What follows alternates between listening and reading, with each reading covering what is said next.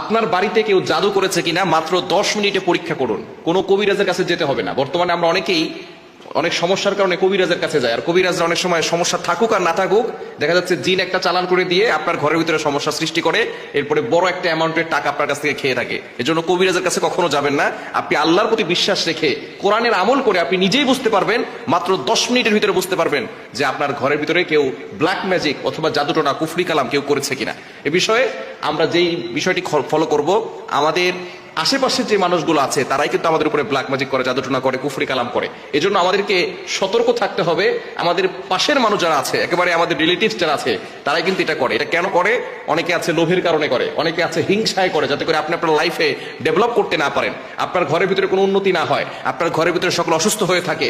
এই জন্যই আপনার কাছের লোকেরা আপনার সাথে দুশ্মনী করে, হিংসা করে, বিদ্বেষ পোষণ করে আপনাকে ক্ষতি করার চেষ্টা করে। এজন্য সতর্ক থাকবেন এবং আপনি নিজেই পরীক্ষা করবেন যে আপনার ঘরের ভিতরে জাদু করা আছে কিনা, ব্ল্যাক ম্যাজিক কুফরি কালাম করা আছে কিনা। কিভাবে করবেন? প্রথমে আপনাকে ওযু করতে হবে, পবিত্র অবস্থায় আমলটি করতে হবে। আপনার যে বাড়ি আছে, বাড়ি থেকে যে কোনো জায়গা থেকে আপনি এক টুকরো মাটি নেবেন। মাটি নেওয়ার পরে আপনি অবশ্যই সেই মাটিটা ঘ্রাণ ভালো করে শুকে নেবেন, যে ঘ্রাণটা কেমন।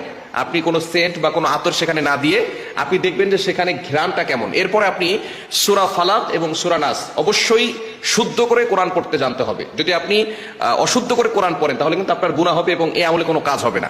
যারা শুদ্ধ করে পড়তে পারে, যদি আপনার পাশে মসজিদের ইমাম সাহেব থাকেন তাকে নিয়ে আসবেন, সূরা ফালাক এবং সূরা নাস বিসমিল্লাহ সহকারে 7 বার করে পড়বেন। এরপরে সূরা বাকারার একটি আয়াত, 1 নম্বর পারার 15 নম্বর পৃষ্ঠার 1 থেকে 9 নম্বর লাইন পর্যন্ত, এই আয়াত হচ্ছে সূরা বাকারার 102 নম্বর আয়াত। আয়াতটি একটু লম্বা, 9 লাইনের একটি আয়াত, অর্থাৎ আয়াতটি একটু লম্বা আছে। ওয়াত্তাবাউ মা তাতলু শায়াতিনু আলা মুলকি সুলাইমান ওয়া মা কাফারা সুলাইমান ওয়ালাকিন্না শায়াতিনা কাফারু ইউআল্লিমুনা আন-নাসা আস-সিহর ওয়া মা উনজিলা আলাল মালাকাইনি বিবাবিলা হারুত ওয়া মারুত ইলা আখিরিল আয়াত। আয়াতটি যেহেতু লম্বা আমি পুরোটা পড়লাম না, আপনারা এটা দেখে দেখেও পড়তে পারেন, কোনো সমস্যা নাই, তবে শুদ্ধ পড়তে হবে। সূরা ফালাক এবং সূরা নাস 7 বার করে পড়বেন। এরপরে সূরা বাকারার 102 নম্বর আয়াত পুরোটা আপনি 21 বার পড়বেন। পরে আপনি সেই মাটিতে ফু দিবেন। ফু দেওয়ার পরে দেখবেন সেই মাটির গন্ধ চেঞ্জ হয়ে গেছে কিনা। যদি দুর্গন্ধ বের হয় সেখান থেকে, তাহলে মনে করবেন যে আপনার ঘরে কেউ ব্ল্যাক ম্যাজিক, জাদুটনা অথবা কুফরি কালাম করেছে। এ বিষয়ে অবশ্যই খেয়াল করতে হবে।